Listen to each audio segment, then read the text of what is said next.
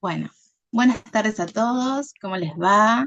Les agradecemos por estar en el segundo taller de hoy. Este va a versar por la reforma en los procesos de alimentos en la ley provincial. Y para comenzar con el taller, primero le cedo la palabra al doctor Solari, que va a dar una introducción al tema. Muchísimas gracias. ¿Qué tal? Buenas tardes. Bueno, esta es la segunda clase de este ciclo de actividades que hacemos este cuatrimestre y en esta oportunidad, como saben, vamos a abordar algunos aspectos que hacen a la ley de la provincia de Buenos Aires en cuanto al juicio de alimentos, este, que recientemente tuvo o ha producido algunas reformas o modificaciones a el procedimiento local, que como todos sabemos, cada jurisdicción tiene, ya sea en el Código Procesal Civil y Comercial de cada provincia o específicamente Código Procesal de Familia, según la provincia, el procedimiento de los respectivos procesos, ¿no es cierto? En este caso de familia. Este, y el tema de alimentos como uno de los procesos, uno de los tantos procesos en general y de familia en particular, tiene la particularidad de que históricamente ha sido el proceso que más eh, cambios o dinámicas o particularidades o innovaciones ha tenido, ¿no? Dada la naturaleza del objeto de la litis, ¿no es cierto? Los alimentos o el juicio de alimentos siempre ha tenido características especiales en virtud de que estamos hablando de un procedimiento en donde directa o indirectamente se trata de necesidades básicas para la subsistencia de una persona. Entonces, desde ahí ya tenemos una característica específica del procedimiento en relación a otro, porque acá el factor tiempo, así como cualquier otro proceso judicial, es mucho más importante todavía, porque en ese juicio de alimentos se trata de proveer lo necesario para la subsistencia de ese alimentado en ese mes, además de los meses obviamente subsiguientes. En ese contexto, el juicio de alimentos tiene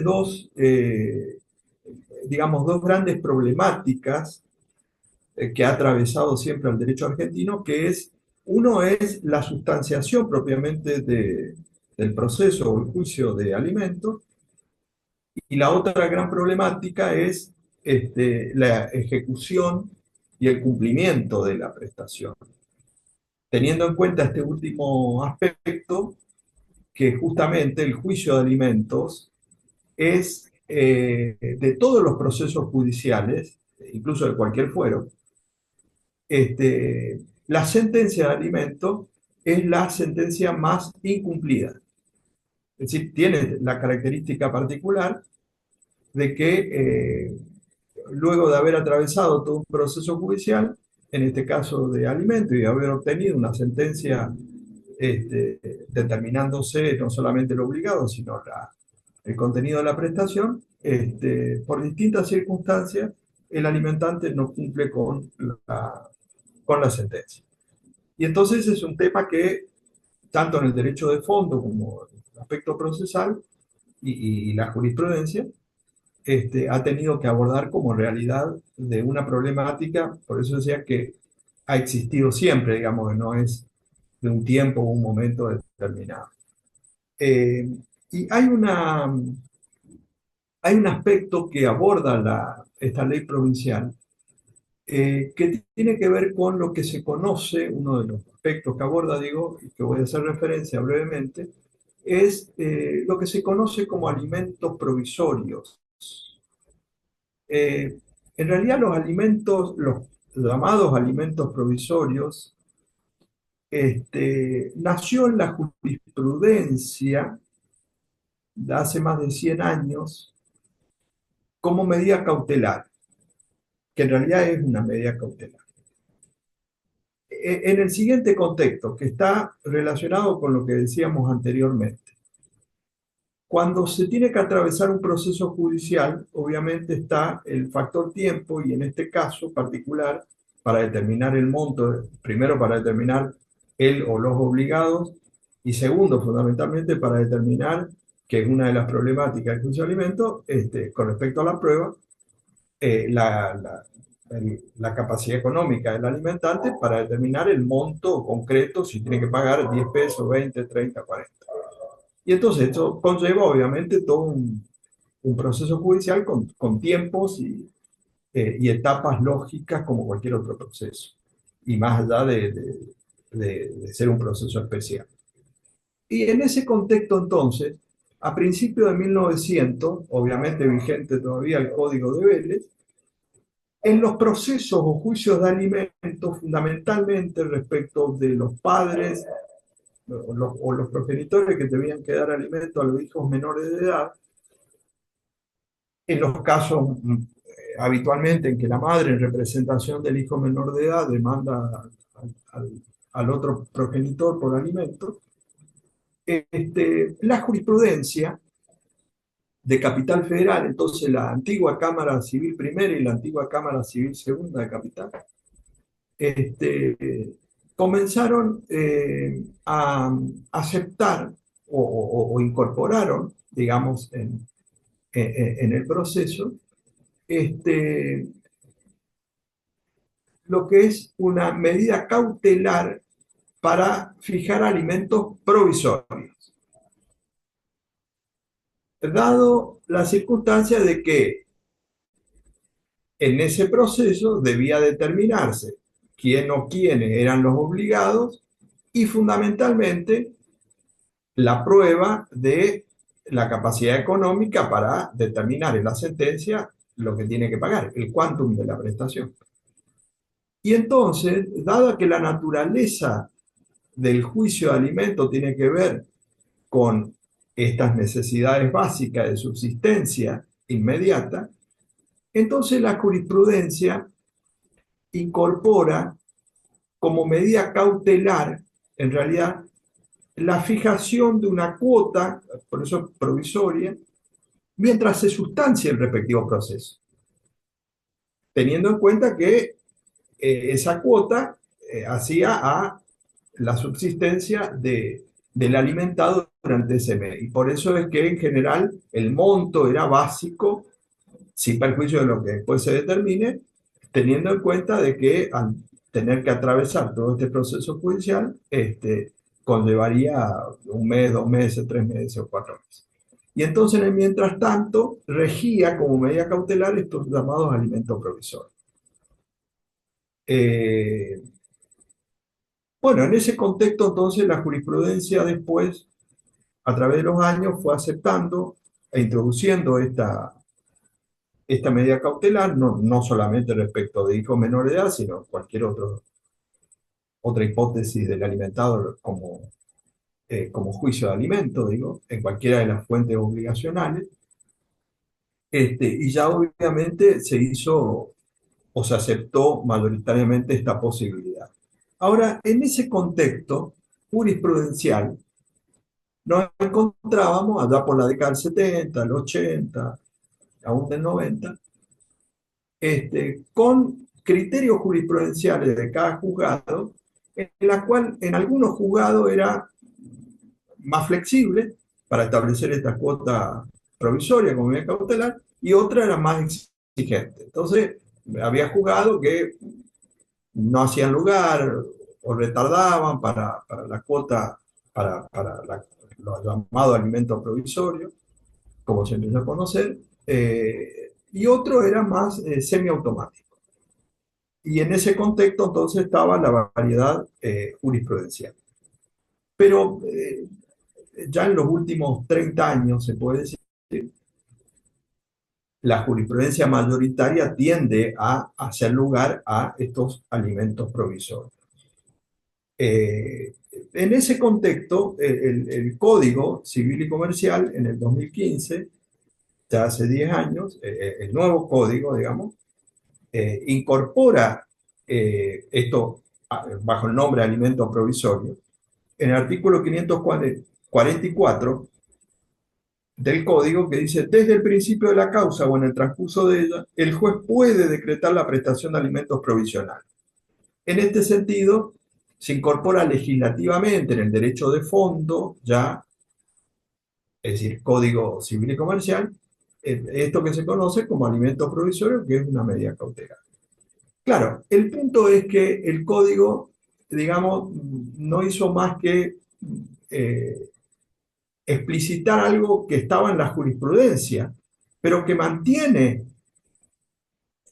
la discusión jurisprudencial allá por el 2015, porque fíjense que esto que leí en el 544 dice puede. Entonces ahí sigue abierta la discusión, digamos, o la interpretación en el sentido más flexible, más rígido de la jurisprudencia, de acuerdo a los juzgados, de hacer lugar o no a los alimentos provisorios como medida cautelar, etcétera, etcétera. Este, y en ese contexto siempre quedó abierta esa posibilidad, más allá de que la jurisprudencia, a medida que nos acercamos en el tiempo, cada vez mayoritariamente más favorable a esto de la cuota de alimento provisorio. Bueno, pero en ese contexto entonces, y por eso es el reconto, uno de los aspectos que quería hacer, quería hacer referencia en relación a esto que vamos a ver de la ley provincial es lo que corresponde al artículo 7 de la ley que se sancionó, ahora lo vamos a ver, que incorpora al artículo 636 del Código Procesal Civil y Comercial de la provincia de Buenos Aires, 636 bis, esto que estamos hablando de alimentos provisorios. Y la referencia es importante porque fíjense que en ese contexto dice el 636 bis, los alimentos provisorios deben fijarse en el primer auto. Esto es importante, quiero señalar. Porque fíjense que acá, en la provincia de Buenos Aires, que es lo que estamos hablando, hasta la sanción de esta ley, digamos, teníamos ese criterio en los juzgados, en que algunos es más permisivo, otros más flexible, otros más rígido, en cuanto a los alimentos provisorios, como medida cautelar. Entonces, algunos hacían lugar, otros retardaban, otros no hacían lugar, etcétera, etcétera. En ese contexto es muy importante este aspecto que estoy señalando, porque ahora utiliza, a diferencia del código de fondo que dice puede, ahora dice debe, con una particularidad. Fíjense, más importante todavía, porque en realidad estamos hablando de medida cautelar. Todavía no sabemos el fondo de la cuestión si va a ser lugar a ese obligado finalmente, porque a veces puede ser codemandado en los alimentos, y fundamentalmente tampoco vamos a ver cuál es la capacidad económica del alimentante para determinar si tiene que pagar 10 pesos, 20, 30, 40. Entonces acá nos abre como medida cautelar autónoma, llamada alimento provisorio, que dice deben fijarse en el primer auto, que es muy importante. Entonces acá ya no estamos con juzgado, bueno, ve, a ver si se puede, si se da, si no se da, si se dicta. Establece como, frente al pedido, ¿no es cierto?, de alimentos provisorios, que deben fijarse, se le impone en este caso al juzgado, que debe fijarse en el primer auto. Y en el caso, dice, salvo que sean solicitados con posterioridad, si no lo solicita, una vez que lo solicita durante la sustanciación del proceso de alimento, dice, lo debe resolver en un plazo no mayor a 5 días. Es decir, concretamente acá, lo que pone certidumbre en el juicio de alimentos, que es una problemática que dependía del profesional, según un juzgado, según otro, etcétera, en la cual impone entonces que en el primer auto deba fijarse los alimentos provisorios si se piden, en realidad con medida cautelar, o cuando se lo pida, dentro de los 5 días, resolver esta cuestión. Yo creo que ese aspecto es importante porque cumple con la finalidad de que, sin perjuicio de la discusión de fondo acerca de los obligados y del monto de la prestación, se cumpla con esta finalidad de satisfacer las necesidades del alimentado. Eh, eh, y en ese contexto, entonces, eh, en el ámbito de en la aplicación de esta jurisdicción de la provincia de Buenos Aires, se subsanaría o se subsana estos criterios jurisprudenciales, digamos, algunos más afines, otros menos afines a establecer esto de los alimentos provisorios. Así que eso me parece este, un elemento importante que quería destacar de la ley,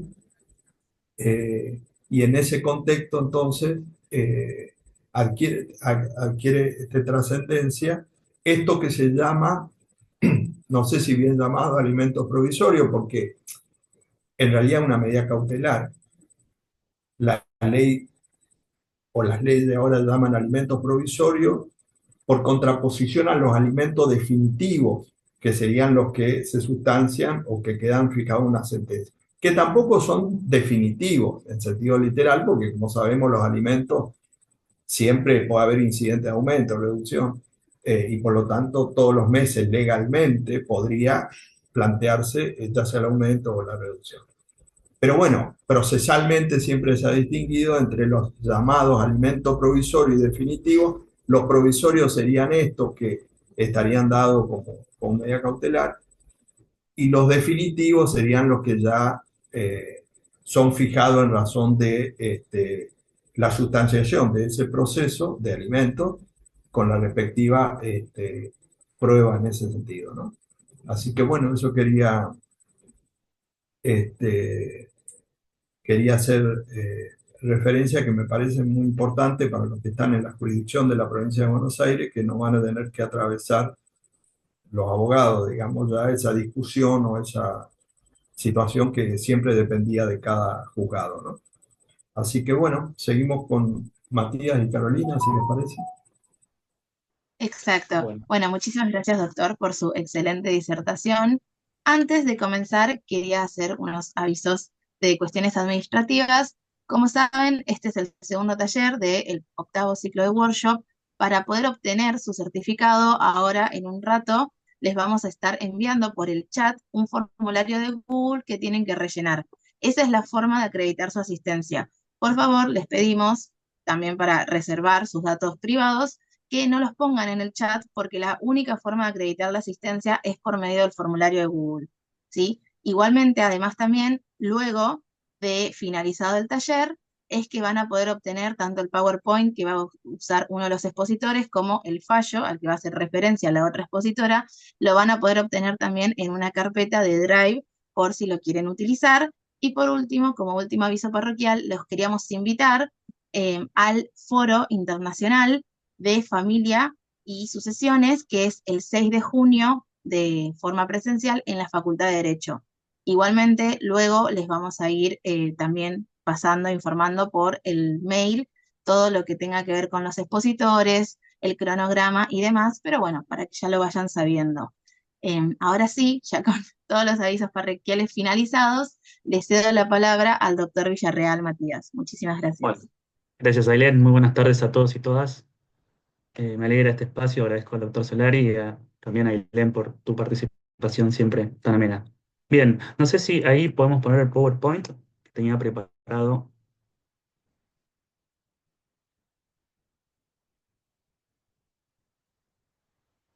para este taller, ¿sí? El doctor Solari recién abordó una de las cuestiones trascendentales de esta reforma, ¿sí? Ahora nosotros de forma sucinta y breve vamos a tratar de dar un vistazo, ¿sí? Dar un pantallazo a todas y cada una de las modificaciones que se introducen, no solo por la ley 15.513, sino también por la ley 15.520, que es la que modifica el RADAM, ¿sí? El Registro de Deudores Alimentarios Morosos, ¿sí? Del ámbito, ¿no? De la provincia de Buenos Aires, ¿sí? Bien. Esto hay que tener en cuenta previo a abordar los artículos en particular, cuestiones básicas, ¿no? Que tienen que ver con la reforma procesal del derecho de la familia, ¿sí? Cuestiones teóricas que tienen que ver con el derecho procesal, ¿sí? En este caso, hay varios aspectos importantes que tienen que ser contemplados en toda reforma procesal, en particular cuando hablamos de procesos de familia. Como bien decía el doctor Solari, que se remontaba mucho tiempo atrás, también nosotros vamos a hacer eco de esa postulación, ¿sí? Y vamos a considerar cuestiones que vienen de hace tiempo, como ser que cada proceso de familia reviste particularidades y se diferencia de otras clases de procesos. Es decir, estamos ante un proceso especial, ¿sí? Y de esta forma podemos ver que es complejo y excepcional, ¿sí? Los asuntos de familia abordan desde una gran diversidad de asuntos y también, como consecuencia de ellos, distintos procedimientos, porque muchas veces se quebrantan esos postulados clásicos del sistema dispositivo del derecho procesal. En consecuencia, el Estado tiene que garantizar, en cierta forma, la protección integral de la familia, ¿sí? Tenemos el artículo 14 bis de la Constitución Provincial, el artículo 36 de la Constitución Provincial, y también algunos tratados internacionales que no por ello, obviamente, al revestir la jerarquía constitucional, están en un pie de igualdad y conforman todo el ordenamiento interno, ¿sí? El ordenamiento jurídico, ¿sí? Ya Berizonce, Bermeja y Amendolara hacían eco de que el proceso conducido por un juez en estos asuntos tiene que ser activo y de acompañamiento. También podemos recordar a Morelos, ¿sí? Una justicia de acompañamiento que hacía eco en sus postulaciones en estos temas. ¿Por qué? Porque como estamos en juegos de derechos vulnerables, ¿sí? Se necesita que el juez o la jueza tengan una participación distinta de un proceso civil y comercial propiamente dicho. Es decir, tiene que tener un sistema operativo que protagonice la instrucción de las causas como un verdadero deber de actuación oficiosa. Obsérvese que el legislador de la provincia de Buenos Aires le impone al juez el deber de fijar alimentos provisorios con la primera providencia. Se verá si hablamos de una providencia simple, si va a ser una providencia registrable, si la va a hacer por separado o la va a hacer un mismo auto. Pero el juez debe fijar alimentos en la primera providencia, ¿sí? También es importante contemplar que la omisión del juez puede ser considerada como una falta grave, ¿sí? Esto también está previsto en la ley 15.513.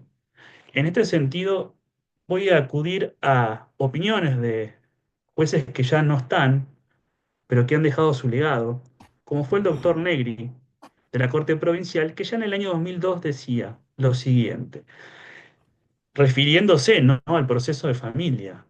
El proceso debe servir para la realización de los derechos y no para obstrucción. De lo contrario, se incurriría en un ritualismo producto de una renuncia consciente de la verdad jurídica objetiva. En definitiva, este magistrado proponía llegar a la verdad real, que se potencia en los temas de familia y no a lo meramente formal. Se trataba de un caso de alimentos en donde el recurso había sido presentado en forma extemporánea, ¿sí? Obsérvese que en ese acuerdo la Corte Provincial hace lugar al tratamiento del recurso. ¿Por qué? Porque estaban en juego el interés superior de un niño, niña o adolescente, ¿sí? El doctor de Lázari en el año 98 decía que se debe impedir que las exigencias formales frustren el interés del menor. En tiempos actuales estamos hablando del interés superior del niño, niña o adolescente, que también está ya, en ese momento estaba contemplado en el artículo 3 de la Convención de los Derechos del Niño, ¿sí?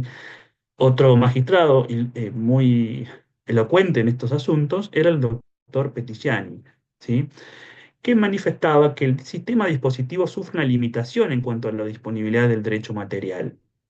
Estos aspectos no son menores porque le está dando al derecho procesal una visión, ¿no?, que se relaciona con la oficiosidad. ¿Dónde encontramos la oficiosidad en el Código de Fondo? En el artículo 709 y también vinculado a la tutela judicial efectiva en el artículo 706 del Código Civil y Comercial de la Nación. Bien, ahora continuamos.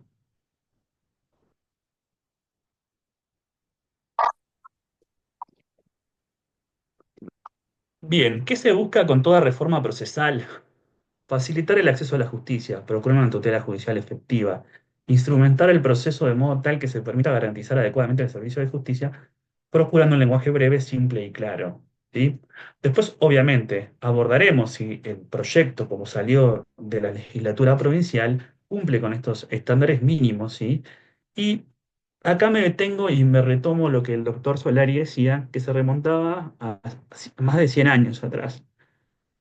Hace más de 100 años estaba el jurista en materia de derecho procesal, que era el doctor Alfredo Rocco, un jurista italiano, que ya en ese tiempo daba la pauta, ¿no? Que en los asuntos de derecho procesal se debe contener, ¿sí? Que la norma instrumental o de rito, como se la suele llamar, tiene que estar constituida por las necesidades o los fines de la vida. Es decir, resulta imposible conocer la norma sin conocer o tener en cuenta los fines que quiere garantizar, las relaciones sociales y que pretende regir. Es decir, estamos en un tiempo, ¿sí? De una situación quizás no felices para todos, en donde estos asuntos cobran importancia y sumo interés, ¿sí? En la vida cotidiana de las familias. ¿Sí? Entonces, mediante las normas de derecho procesal, con esta reforma lo que se intenta es mejorar, ¿sí? El proceso de alimentos para que la cuota de alimentaria se abone, se cumpla y que cientos de personas, principalmente mujeres y adolescentes, que se ven en una situación desfavorable, ¿sí? Frente a una situación que tiene que ver con el incumplimiento, que en la mayoría de los casos se da por el progenitor no conviviente, ¿sí? Entonces, se tiene en cuenta esta reforma aspectos muy importantes, ¿sí? En este sentido. Bien,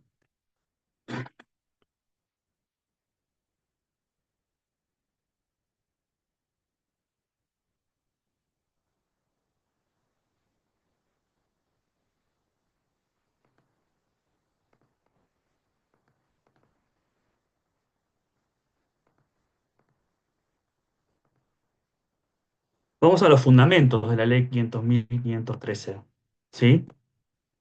¿Cuáles son los fundamentos de la norma? ¿Qué tuvo el legislador provincial en cuenta para esta reforma? Es decir, en un primer momento reconoce la problemática, que bien decía el doctor Solari, que tiene dos aspectos. Uno respecto del cumplimiento y el otro respecto del cumplimiento. ¿Qué sucede frente al incumplimiento? Es decir, por un lado, todo el trayecto que pasa la persona que reclama alimentos, ¿sí?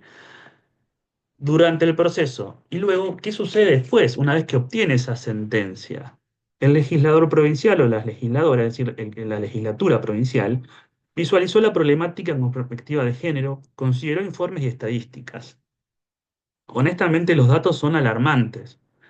Es increíble tener en cuenta los datos estadísticos, los fundamentos de la ley. Ojo, no quiere decir de que haya sido la mejor reforma, ¿sí? Después veremos por qué, pero al menos en estos aspectos es muy importante. Reconoce el deber del Estado, conforme al artículo 27 de la Convención de los Derechos del Niño, de arbitrar todos los pasos necesarios para que la cuota de alimentos se cumplimente, ¿sí? Es decir, no es que tiene el Estado que pagar la cuota de alimentos, sino que tiene que dar las herramientas para que los justiciables y las justiciables puedan acceder a la cuota de alimentos. Y entonces visualiza esa problemática con una clara perspectiva de género, considerando estos informes, ¿sí? Del CIPEC y del Ministerio de las Mujeres, Políticas de Géneros y Diversidades de la provincia de Buenos Aires. Observa la insuficiencia también del quantum de la cuota de alimentos, fijada por varios jueces o juezas de distintos tribunales del ámbito local. Y advierte, obviamente, como bien citaba el doctor Solari, la alta tasa de incumplimiento en el pago de esas cuotas. ¿Sí? Ahora bien, en algún aspecto de esta norma me quedó un poco claro, me quedó poco claro, cuando dice que en los juicios por alimentos siguen sometidos a reglas de cualquier proceso civil. Como vimos de hace tiempo, esto ha sido modificado incluso con la incorporación del Código Civil y Comercial de la Nación, ¿sí? Habla de un proceso escrito. Sabemos que en el ámbito de la provincia de Buenos Aires ha tenido una gran modificación al respecto y el impulso a cargo de las partes. Circunstancias que esto no es tan así en la actualidad, pero es una cuestión menor, ¿sí? Porque la trascendencia y la importancia que reviste la incorporación de estas modificaciones es superior a esta cuestión, ¿sí? Por eso yo me pregunto si realmente es así. La verdad es que no. Si se considera, ¿sí?, cómo se venía trabajando en el ámbito de los tribunales locales, fijando cuota de alimentos, tomando medidas razonables para el cumplimiento de la cuota, más allá, sí, de que hay unas cuestiones como puede ser la incorporación de la ley, mediante la ley 15.520, que se reforma, ¿no?, el registro de deudores alimentarios morosos y las consecuencias que tienen, ¿sí?, el incumplimiento del pago de la cuota alimentaria, es una medida quizás que se complementa y bienvenida, ¿sí? Es una norma muy esperada, ¿sí?, para poder dar respuesta, al menos desde el ámbito del derecho de las familias y del derecho procesal de las familias en particular. Después tenemos cuáles son las normas procesales que tenemos en el Código Civil y Comercial de la Nación. ¿Por qué me remito a estas normas? Me remito a estas normas porque son importantes para que sean consideradas, ¿sí?, con la reforma procesal que en breve vamos a ver. Como bien decía el doctor Solari, y que por brevedad me remito a lo ya expuesto por el doctor, ¿sí?, los alimentos provisorios que están en el artículo 544, ¿sí? Después tenemos las medidas cautelares, que acá también dice el juez puede disponerse la traba de medidas cautelares para asegurar el pago de alimentos futuros, provisionales, definitivos o convenidos. El obligado puede ofrecer en sustitución otras garantías suficientes. Tenemos qué sucede en caso de incumplimiento de órdenes judiciales cuando la cuota de alimentos es fijada en forma solidaria respecto del empleador. ¿Sí? El que es solidariamente responsable del pago de la cuota de alimentos si no cumple la orden judicial será solidariamente responsable. Es lo que dice el artículo 551. Respecto al 552, obviamente que los intereses que prevé la norma fondal están en base a las reglamentaciones del Banco Central. Como sabrán, a partir de agosto del año 2023 fue reglamentada.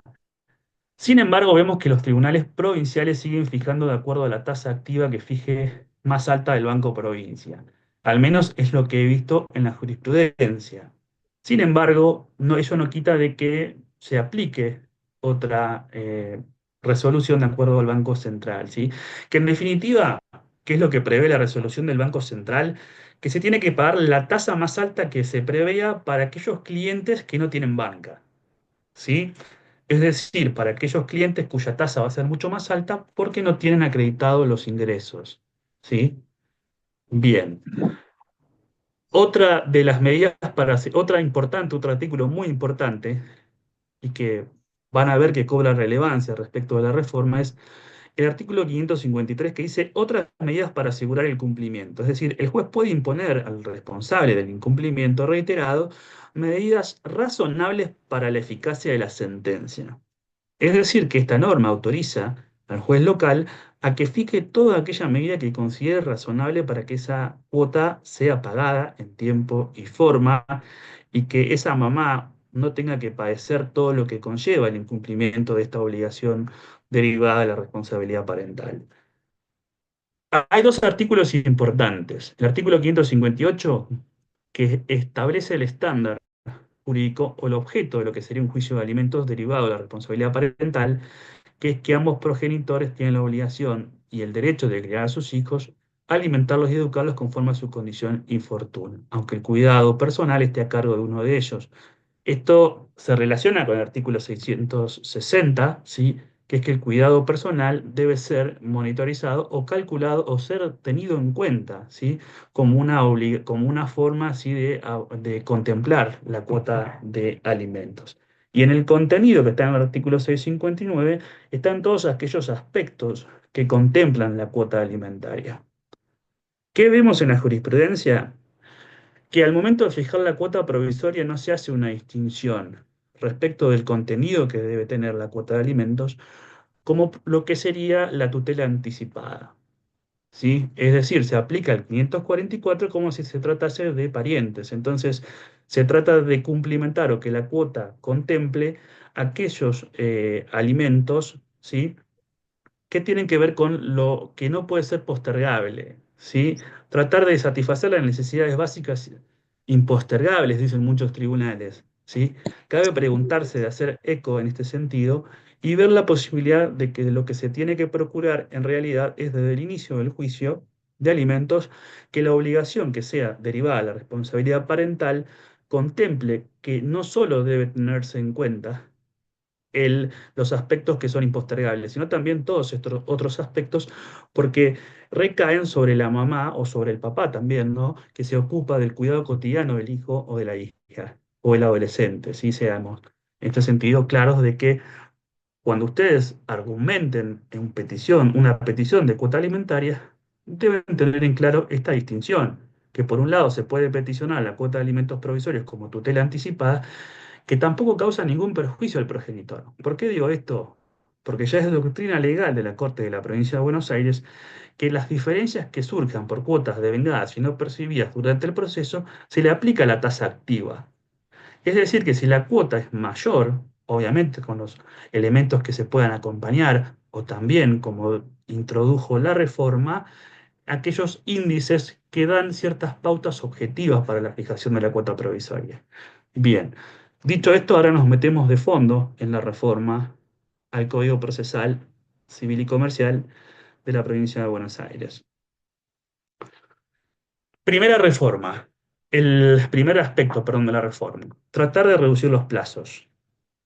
¿Qué es lo que hace el legislador? Modifica el artículo 396 para la prueba de oficio o de informes, ¿sí? Y reduce el plazo de 7 días para las oficinas públicas y de 5 días hábiles para las entidades privadas. El primer reparo que hago desde el punto de vista de la realidad de los hechos es si esto podría llegar a ser posible de que se cumplimenten estos plazos. ¿Sí? Sabemos que si bien se ha avanzado un montón con los oficios electrónicos en el ámbito de la provincia de Buenos Aires, cabe preguntarse si todas las entidades privadas están en las mismas condiciones. Pero no tenemos que perder de vista que la finalidad es otra, reducir el plazo del proceso. En consecuencia, es acertada la perspectiva del legislador. Si la intención es reducir el plazo del juicio de alimentos. ¿Sí? Entonces, ¿qué hace el legislador? Redujo en el ámbito de la prueba de informe para los procesos de alimentos el plazo que tenían para contestar. Como sabrán, el plazo era de 20 días y de 10 días hábiles. ¿Sí? En la actualidad, bueno, esto es una gran perspectiva que tiene la reforma, más allá de que yo creo que sería en cierta forma impracticable, pero bueno, se verá con el paso del tiempo. ¿Sí? Por ahí, a priori, uno puede tener una percepción de este artículo, ¿sí? Pero a grandes rasgos cabría preguntarse de qué sucederá con el curso de la ejecución de esta norma procedimental. Bien, después esta norma introdujo reformas en lo que serían los títulos ejecutivos, ¿sí? Que acá voy a hacer una breve síntesis de las reformas que introduce. En particular, en el artículo 521 introduce que el convenio de alimentos no homologado judicialmente, que no reúna las condiciones establecidas del mismo inciso 2, ¿sí? Es decir, que cuente con firma certificada judicialmente o por autoridad administrativa competente con intervención del obligado y que haya tenido principio de ejecución debidamente acreditado. Estos dos son los requisitos para que el convenio de alimentos no homologado judicialmente reúna las condiciones para su ejecutoriedad, ¿sí? En el ámbito de la provincia de Buenos Aires, quizás muchos juzgados de paz, ¿sí? Tendrán que verse en la obligación de certificar estos convenios, ¿sí? Que se homologan, que no fueron homologados judicialmente, ¿sí? Esto hay una ley provincial que refiere que las secretarias o secretarios de los juzgados de paz deben certificar instrumentos públicos o privados, ¿sí? Cabe preguntarse si en la práctica esto se va a llevar a cabo. La verdad que es muy poco el tiempo que tiene de vigencia esta norma como para conocer si va a ser de esa forma, ¿sí? Tenemos el artículo 524 que introdujo el caso de los convenios en la última parte. Dice, en caso de convenios de alimentos sin homologación judicial, se deberá dar vista además al Ministerio Público para que se expida de acuerdo a las previsiones del Código Civil y Comercial de la Nación. ¿Sí? ¿Qué sucede? Es decir, como se trata de derechos vulnerables, en este caso de menores, se pide la intervención del Ministerio Público Fiscal para que se expida sobre ese convenio. ¿Sí? Luego, en el artículo 534, fija una audiencia, ¿sí? Para que las partes puedan acudir personalmente y se celebrará con quienes concurra. Esto es algo que estaba ya en los procesos de ejecución, pero lo importante de este artículo es la parte que habla de los convenios de alimentos no homologados en sede judicial, porque es un poco redundante. Vuelvo a reiterar que debe darse intervención al Ministerio Público, ¿sí? Dicho este paso rápido sobre el aspecto de lo que hace al título ejecutorio o al título ejecutivo, ¿no? del acuerdo no homologado, introduce ahora sí en el artículo, en el juicio propiamente de alimentos, en el artículo 635 bis, que es un poco lo que eh, trae mayores problemática en la práctica, ¿sí? En el 635, este artículo, y vuelvo, retrocedo, obviamente que no tiene grandes modificaciones, ¿sí?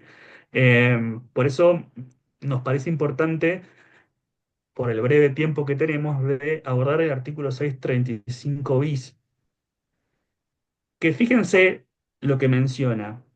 Cuando los restantes medios de notificación no satisfagan el acto de anoticiamiento, ¿sí? ¿Qué quiero decir con esto? Que está dando un requisito previo para que el juicio de alimentos se notifique por otro medio. Es decir, fíjense que dice cuando los restantes medios de notificación no satisfagan el acto de anoticiamiento. Que el traslado del inicio de la etapa previa, bueno, eso será en el caso de lo que sería ¿sí? el proceso en el fuero de familia. También tenemos que recordar que en el ámbito de la provincia de Buenos Aires muchas de las competencias que están previstas en el artículo 827 del Código Procesal también están en el ámbito de la justicia de paz, ¿sí? Por el artículo 60, 61, 62 de la Ley 5827. ¿Qué quiero decir con esto? Que es muy importante y que quizás ha sido un retroceso. ¿Y por qué digo que ha sido un retroceso? Porque muchos jueces o juezas fijaban los alimentos provisorios y autorizaban a notificarlos, ¿sí? Por otros medios distintos de la cédula, ¿sí?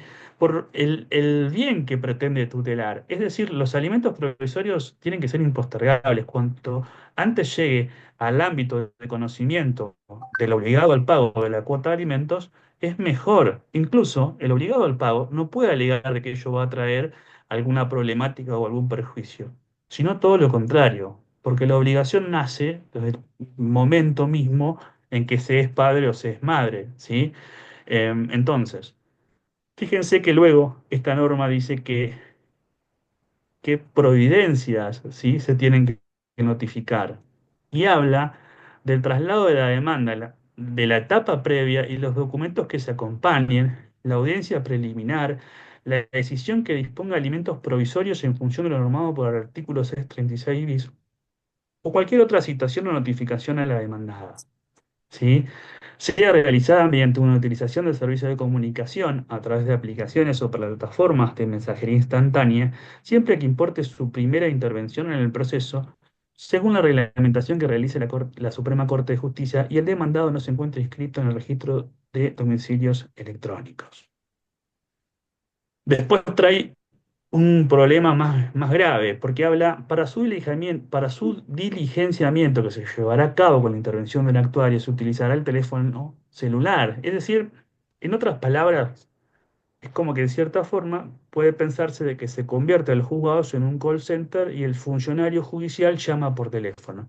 ¿Qué es lo que está sucediendo en la práctica? O te bloquean, o no te reciben las llamadas, o te dicen que no son la persona a la cual uno intenta comunicarse. La intención del legislador ha sido muy buena, pero en estos aspectos habría que replantearse esta reforma de este modo como se introduce. Porque ¿qué sucede? Luego tenemos otro problema, porque dice en el mismo acto de notificación, bueno, la documentación que se incluye, que tiene que ser en términos claros, comprensibles, atendiendo las particularidades y condiciones del sujeto destinatario, el contenido y la finalidad de la notificación. Pero, dice, cumplido ello, el actuario procurará establecer una comunicación por vía telefónica con el destinatario, a fin de constatar la recepción de la notificación y la identidad del receptor de la información. Es decir, si del otro lado nos dicen que no es la persona, ¿sí? Obviamente que el abogado o la abogada va a pedir que se notifique ese número bajo responsabilidad. Pero cuando el juzgado intente en la práctica comunicarse nuevamente, lo más probable es que ese número esté bloqueado. Y si hablamos de notificaciones por WhatsApp, no le lleguen los dos tildes, ¿sí? Que sabemos que un tilde sería que el mensaje ha llegado y otro tilde es que está al alcance o en la órbita del receptor del mensaje. Entonces, después tenemos otro problema porque se le pide también que el abogado o la abogada pueda pedir informes para verificar la autenticidad del número al cual se llama, ¿sí? Y, y luego se contrapone con la fecha que se tomará como válida Atención. el acto de Estaba en la pista. diligenciamiento, ¿sí? Entonces, fíjense que en la última parte dice, en caso de utilizarse el sistema de telefonía celular, la parte actora denunciará el teléfono móvil del destinatario de la notificación, pudiendo acreditar la titularidad de línea por medio de informe de las entidades públicas o privadas que correspondieren. Si nos vamos al artículo 396, tendrían 5 días para contestar, es decir, las empresas de telefonía móvil. Y si el resultado negativo de esta acreditación, es decir, que no nos contesten, no obsta la utilización de este medio de notificación. Ahora, ¿qué sucede si la notificación no se concreta? ¿Se torna válida? No se torna válida? Bueno, acá tenemos un problema con las notificaciones. Yo creo que en la práctica, antes de esta reforma, se venían haciendo quizás de forma complementaria para colocar en la órbita del alimentante la obligación que tiene que cumplir de abonar los alimentos provisorios. ¿Sí? Bien, esta es una de las grandes dificultades que trae esta norma, más allá de la buena intención del legislador. ¿Sí? Luego tenemos como trascendente el artículo 636 bis. Me detengo en el artículo 636 bis.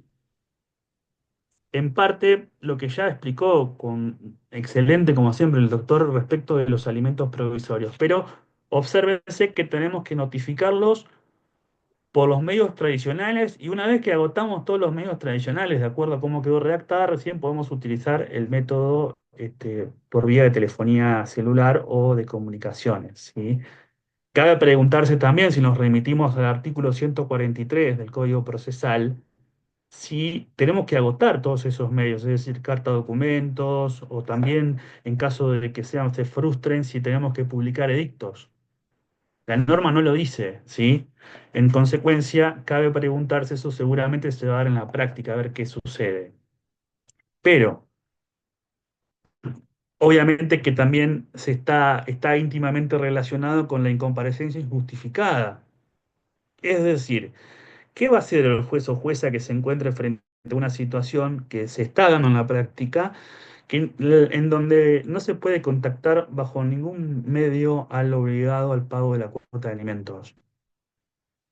¿Impone la multa? ¿No le impone? ¿Está notificado? ¿No está debidamente notificado? O sea, es una cuestión que va a traer inconvenientes, pero seguramente los encargados de interpretar la norma van a dar respuesta en cada caso concreto, ¿sí?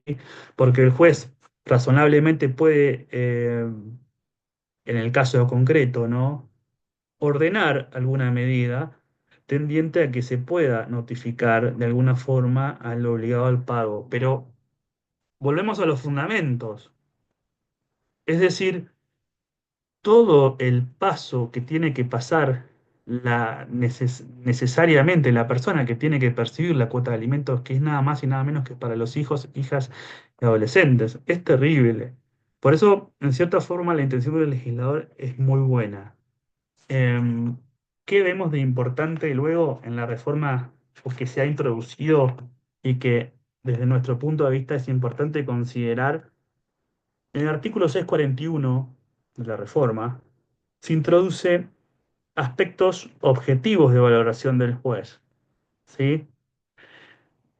El juez podrá, para determinar el monto final de la cuota de alimentaria, estimar el valor real de la cuantía, tratándose de alimentos que se reclamen en beneficios de menores.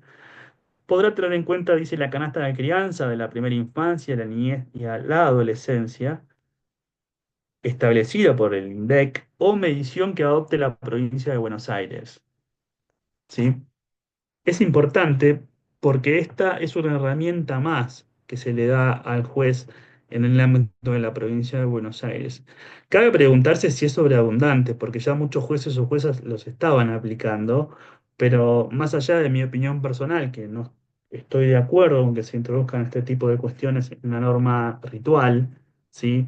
Es importante considerar también que es una herramienta más que los abogados y las abogadas tienen. Esto puede traer problemas y quizás que sí, quizás por ahí si tenemos que una cuota de alimentos que se fija es inferior al monto de la canasta de crianza y bueno, lo más probable es que los abogados y las abogadas recurran a la instancia de alzada para que determine el quantum definitivo de la cuota, ¿sí?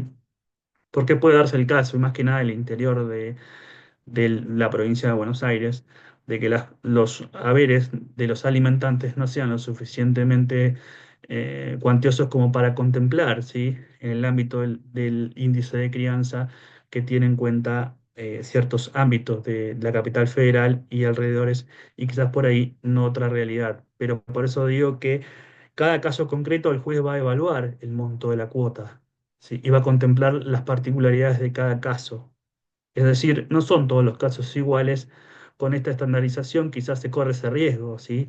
De que se fije una cuota en forma automática, no sé, en base a la edad, por ejemplo, si tomamos en cuenta el índice de la canasta de crianza o el salario mínimo vital y móvil. Pero bueno, es una cuestión de que es una herramienta positiva si tiene en cuenta y la intención del legislador ha sido en este sentido. El artículo 642, que es el que preveía desde cuándo se fijan las cuotas de alimentos, de cuándo regían, ha sido modificado, ¿sí? Y ha traído algo muy positivo que, estimados colegas o estudiantes del día de mañana, futuros colegas, tienen que tener en cuenta, porque la condenada para alimentos tiene la posibilidad de solicitar su pago en cuotas, ¿sí? Acá no hace una distinción entre cuota definitiva y cuota provisoria. ¿Por qué digo esto? Porque si consideran el artículo 669 del Código Civil y Comercial de la Nación, la cuota suplementaria es aquella que se fija de acuerdo desde que se inició hasta que se dictó la sentencia.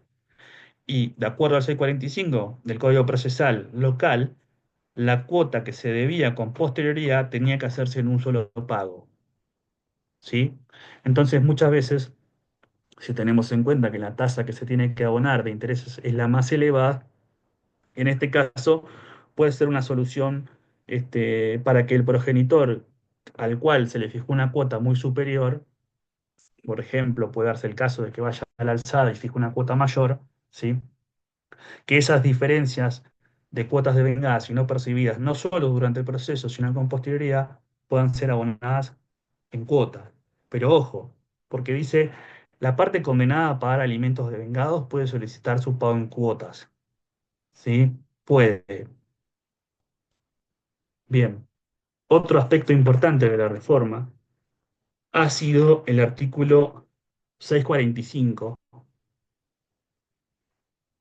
Y esto es muy importante.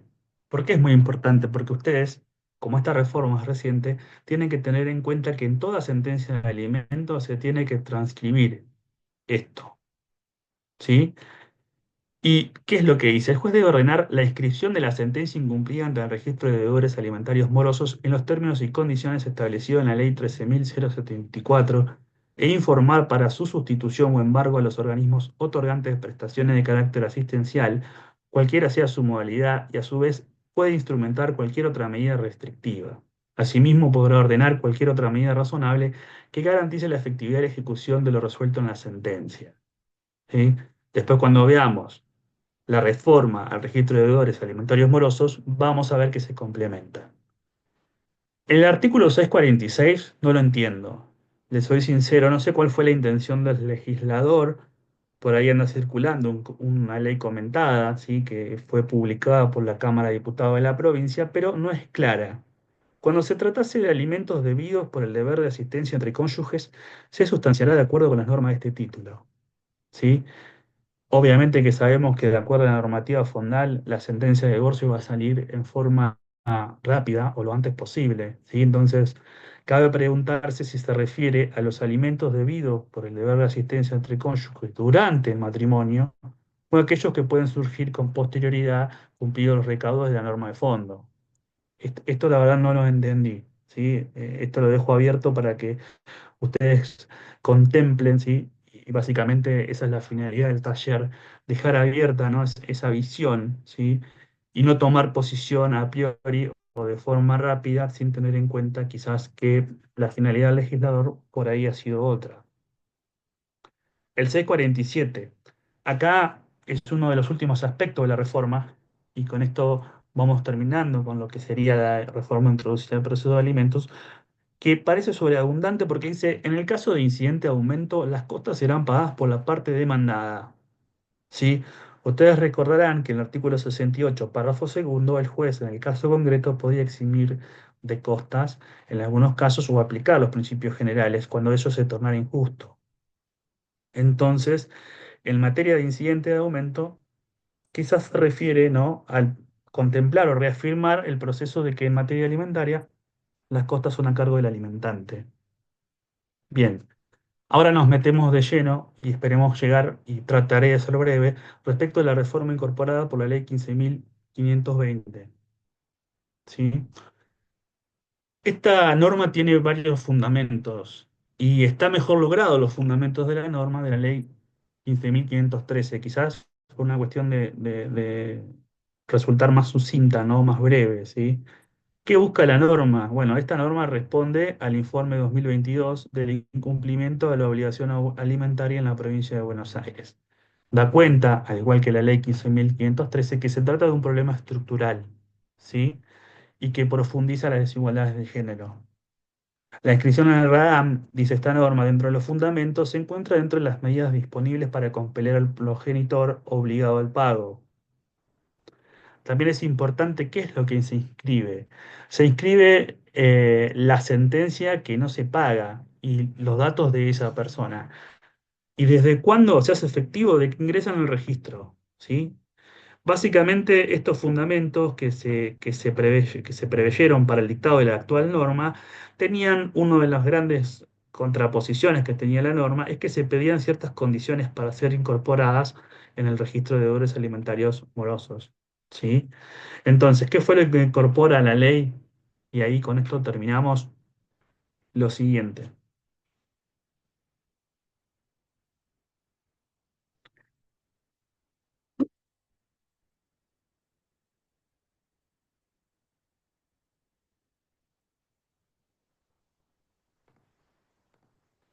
En particular, el artículo 3, que según la ley 15.520, que reforma la ley que creó este registro, la 13.074, dice, toda persona obligada al pago de la obligación alimentaria por sentencia firme, convenio debidamente homologado o resolución que establezca alimentos provisorios que incumpliera con el pago de una cuota provisoria o definitiva, una vez intimado y cumplimentado, deberá ser inscrito inmediatamente por orden judicial de oficio o a solicitud de parte. Es decir, que acá incorpora la cuota provisoria, que antiguamente no estaba prevista.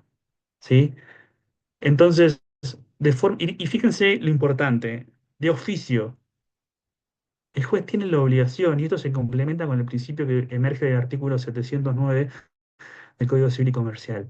Y después luego dice, en la sentencia o voto que fije la obligación alimentaria deberá transcribirse el presente artículo. Otra cosa a tener en cuenta, todas las sentencias de alimentos, porque esta norma ya está operativa, deberían contemplar la transcripción de este artículo. ¿Sí? Incorpora el artículo 3 bis, ¿sí? Se modifica el artículo 3 bis y queda de esta forma. Quienes resulten solidariamente responsables del pago de la deuda alimentaria en los términos del 551, previa intimación fehaciente acerca de los motivos del incumplimiento, deberán ser inscritos inmediatamente por orden judicial. Es decir, incorpora a las personas jurídicas o a los empleadores. Y fíjense que nuevamente habla de oficio o a solicitud de parte. Si nos vamos al inicio de esta exposición, vamos a recordar esto que nos decían, que decíamos, ¿no? Y que la autoría en materia de derecho procesal de familia hablaba de que se necesita un juez activo, ¿sí? Un juez que esté pendiente de lo que sucede en los procesos y más que nada en estos procesos especiales donde lo que se brega es porque se cumpla y se pague esa cuota de alimentos que tantas necesidades tienen muchas mamás en el ámbito de la provincia de Buenos Aires. En el artículo 5 tienes tres aspectos importantes a considerar, ¿sí? Porque, ¿qué es las consecuencias que tienen el estar inscrito en este registro? Y acá es lo importante en donde se toman medidas para repeler a que se pague esa cuota de alimentos. Podemos ver que habla de que los que estén inscritos en este registro no podrán solicitar aperturas de cuentas corrientes y de otorgamiento o renovación de tarjetas de crédito, ¿sí? O cualquier otro tipo de operaciones bancarias, bursátiles o servicios financieros que la respectiva reglamentación determine. Sabrán que esta norma ya está operativa, ¿sí? Ya fue reglamentada. Inciso B del artículo 5 dice habilitaciones para apertura de comercios o industrias. No van a poder contar con la apertura de un comercio o industria, ¿sí? Y si tuviese, porque nos preguntamos, o sea, pero bueno, si no puede trabajar, ¿cómo hace para pagar la cuota de alimentos, ¿sí? El legislador previó que se le va a dar el plazo de 120 días para la apertura del comercio a fin de regularizar su situación, ¿sí? Es decir, le da un plazo. Concesiones, permisos, licitaciones. Dice, para el supuesto de solicitud de renovación de crédito se exigirá el informe y será obligación de la institución bancaria otorgante depositar lo adeudado a la orden del juzgado interviniente. Esto es muy importante porque fíjense de que le está dando una responsabilidad a la institución bancaria de que tiene que depositar la suma, ¿sí? En la cuenta judicial del juicio que se trate, ¿no? Recuerden que por el artículo 643, en el ámbito de la provincia de Buenos Aires se abren las cuentas judiciales gratuitas, ¿sí? En el ámbito del Banco de la provincia de Buenos Aires. Y después dice, la solicitud de licencia de conductor o su renovación se otorgará provisoriamente por 60 días, con la obligación de regularizar su situación dentro de dicho plazo. Es decir, inscrito en el RAAM, el deudor alimentario va a renovar su carnet de conducir, va a saltar de que debe la cuota de alimento. Y le van a decir, señor, usted tiene 60 días para regularizar. Si usted no regulariza esa situación, no podrá obtener la licencia definitiva. ¿Sí? Otra consecuencia lógica y más que razonable es la inscripción en el registro central de aspirantes a guardas con fines adoptivos. Y después, las personas humanas o jurídicas, en los términos del artículo 3 bis de la presente ley, que estén inscritas en el registro de deudores alimentarios morosos hasta que regularicen las retenciones correspondientes de los saberes de sus empleados o de cualquier otro acreedor, no podrán solicitar o renovar créditos de la banca pública provincial, acceder a programas de financiamiento, subsidios, acceder a concesiones, permisos o participar en licitaciones. Básicamente, esta ha sido la reforma integral en materia de procesos de alimentos en el ámbito de la provincia de Buenos Aires. Quizás tengan muchos aspectos para mejorar. Quizás es prematuro hablar si es buena o es mala, pero sí se advierten ciertos problemas en esta norma, ¿sí? Ahora voy a ceder la palabra a la siguiente expositora, ¿sí? Que va a hablar sobre un fallo, ¿sí? Que habla, ¿no? Sobre que aplica esta norma, ¿sí? La doctora Maceo, ¿verdad? Sí, ¿qué Doctora tal, Maceo. Matías? Gracias. Sí, sí, yo voy a hablar de un fallo. ¿Qué tal? Primero, buenas tardes a todos. Para mí es un honor estar participando en este taller con todos ustedes en el día de hoy. Así que sí, yo voy a hablar de un fallo que tiene fecha del 17 de febrero del 2025. Fue resuelto este año. Es el fallo que aborda la aplicación de la Ley 15.513 en el contexto de los alimentos provisorios y las multas combinatarias. Los autos del fallo son OXYC contra GFN sobre alimentos. Es del Juzgado General La Madrid. Bueno, respecto a este fallo, los alimentos provisorios requeridos, el juez lo que hace es un análisis del artículo 636 bis, incorporado al Código Procesal Civil y Comercial de la provincia por medio de la ley que recién Matías hizo el análisis, 15.513, el cual determina que para fijar los alimentos provisorios será de aplicación el último párrafo del artículo 641.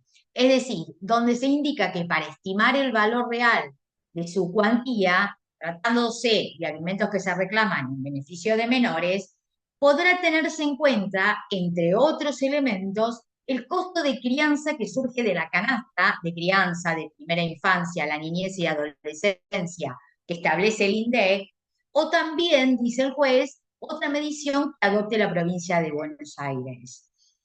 Sin embargo, el magistrado analiza la canasta de crianza elaborado por el INTEC y dice que no surge de ella como debe aplicarse cuando estamos en presencia de más de un niño o niña.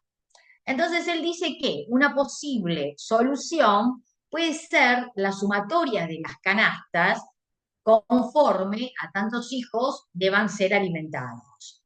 Pero si tenemos en cuenta que el índice de crianza contempla en su medición el costo de cuidado que surge a partir de la valoración del tiempo para esa actividad, tomando en cuenta la categoría de asistencia y cuidado de personas, dice él que la solución es desproporcionada, porque nadie contrata una niñera por cada niño o niña que reside en el mismo hogar, ¿no? Entonces dice, motivo por el cual señala que la respuesta para él más adecuada frente a este interrogante que tenemos aparece en el documento antecedente del índice de crianza.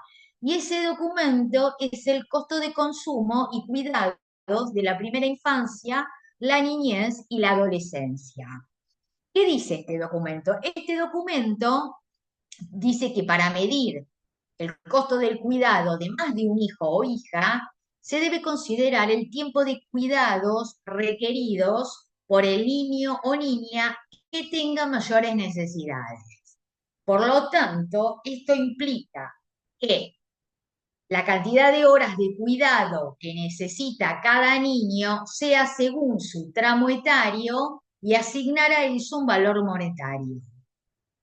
Y entonces, ¿qué dice el magistrado? El magistrado lo que dice es que para poder establecer, referido a las actuaciones que llegan al juzgado para establecer estos alimentos provisorios, lo que dice es que se debe mensurar la aplicación de la canasta de crianza, tomando como base la que aplica al menor de los niños y niñas y adolescentes, dado que es el que mayor intensidad de cuidados requiere, ¿no es cierto? Y utilizar para el resto la canasta básica total, que es la que incluye los bienes no alimentarios, es decir, la vestimenta, la educación, el transporte, la salud. Y para ello, dice, teniendo en cuenta la edad de los niños, por quienes se reclaman estos alimentos, dice que es demostrativa per se.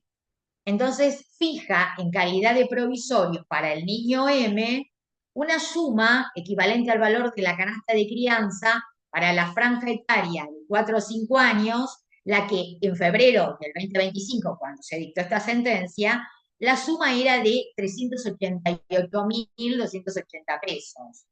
Esta suma, por supuesto, que debe actualizarse conforme a las variaciones que sufra la canasta de crianza, ¿no es cierto? Y además fija los alimentos provisorios para la niña Z, la suma de 230.829,70 pesos, que es la que aplica la canasta básica para una niña de 9 años.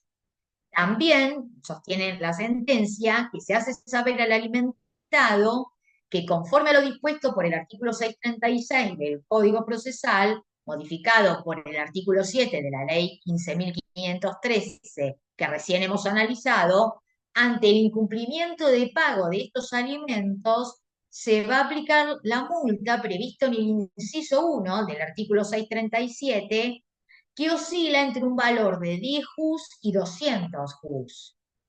Que entonces, a la fecha de esta sentencia, el valor del JUS es de 35.212 pesos. Por lo tanto, la escala de esta multa va a ir entre los 352.120 pesos y los 7.200.000 con 42.400 pesos a favor de la alimentada. Y además se informará a su incumplimiento al registro de deudores alimentarios de la provincia de Buenos Aires. Y así finaliza la sentencia, que creo que esta sentencia, a modo de conclusión, y ahora lo podemos debatir entre todos, creo que esta sentencia, con la aplicación de la ley 15.513, proporciona un enfoque detallado y sistemático para la determinación de alimentos provisorios que busca asegurar el bienestar y los derechos de niños, niñas y adolescentes. Pero bueno, vamos a ver si ahora estamos todos de acuerdo con este fallo o no, y Matías también qué opina al respecto. Muchas gracias.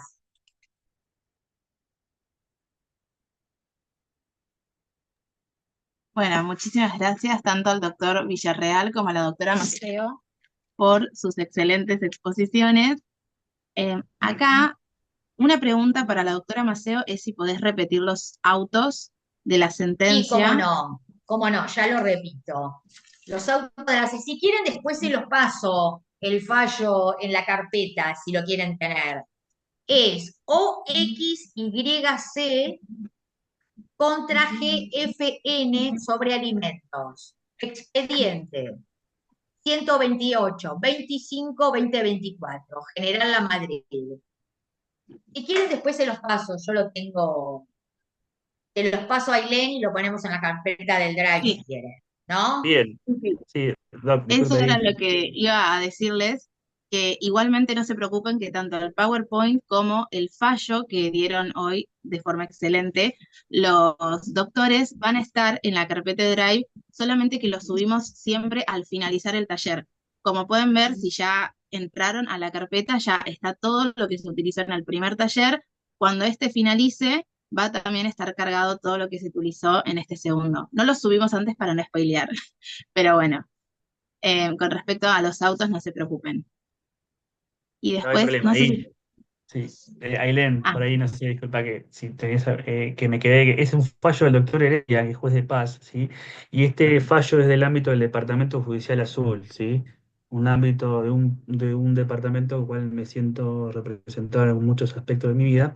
Pero fíjense que en este caso se analizó la cuota de acuerdo a la ley, pero se contemplaron las circunstancias particulares del caso. Es decir, cuando ustedes tengan un caso de alimentos, ¿sí? Y tengan que aplicar la ley, contemplen, obviamente, de acuerdo a las necesidades de los niños, niñas y adolescentes y a la capacidad económica, ¿cuál es para ustedes sería el quantum de la cuota? ¿Sí? Porque recuerden que el índice de crianza tiene un límite en la edad y sabemos que la capacidad progresiva, ¿sí? Aumenta el valor de la cuota, es decir, a mayor edad, mayores van a ser las necesidades, mayor va a ser el monto de la cuota. Y está muy bien explicado, la doctora Maceo, cómo el juez llegó a esa decisión, ¿sí? Pero si observan, no es nada más ni nada menos que aplicar las normas que ya estaban previstas en el Código de Fondo, ¿sí?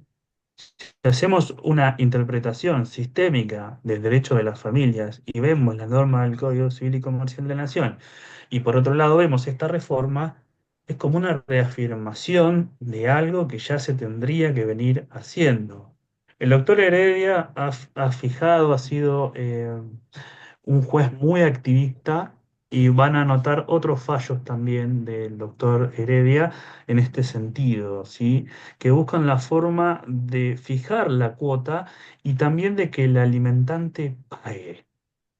Porque si hay alguien que más sufre en estas circunstancias particulares, es el niño, la niña y el adolescente que no tienen lo que por derecho le corresponde y esa mamá, en la mayoría de los casos, que tiene que hacer un doble esfuerzo de su vida cotidiana para que a ese niño o a esa niña no le falte nada. Sí, entonces digo, bueno, bienvenidos sean, ¿no? Estos jueces activistas que van en consonancia, tienen íntima relación con lo que ya decía el jurista italiano de derecho procesal Alfredo Rocco, ¿sí? Es decir, no podemos modificar las normas procesales si no tenemos en cuenta la finalidad. Y en este caso concreto, la finalidad ha sido que se pague esa cuota, que se cumpla con esa cuota, que se tomen las medidas necesarias. Por eso el fallo es interesante, doctora Maceo, ha sido muy bien explicado, ¿sí? Y nada, eso es lo que quería aportar, Ailén. Y sería bueno escuchar, ¿no? A los colegas que seguramente se encuentran con esta reforma en forma contemporánea, es decir, es reciente, ¿sí? Si han tenido experiencias también, qué le ha pasado, si han pedido notificar por WhatsApp, qué les han dicho o qué ha sucedido, ¿sí? Si alguno tiene alguna experiencia, sería muy importante para enriquecernos todos y todas, ¿sí?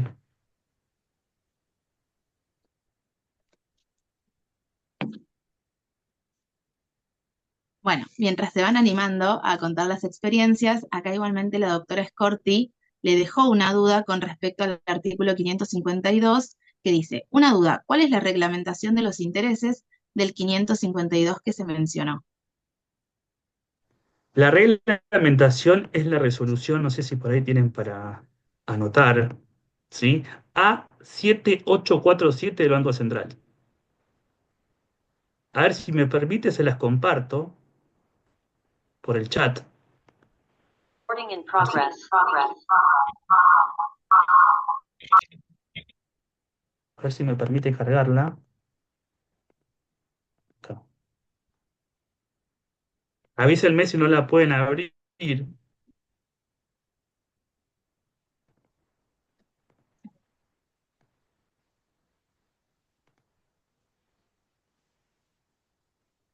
Ahí está, ahí se las envié. Ahí la compartí.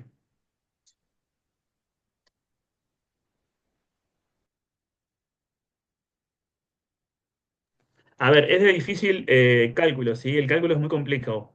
Eh, por ahí sería interesante que requerirle, ¿no? A través de los colegios de abogados a la Corte Provincial que busque el mecanismo para que se puedan calcular en forma automatizada como hay con otros índices de intereses, ¿sí?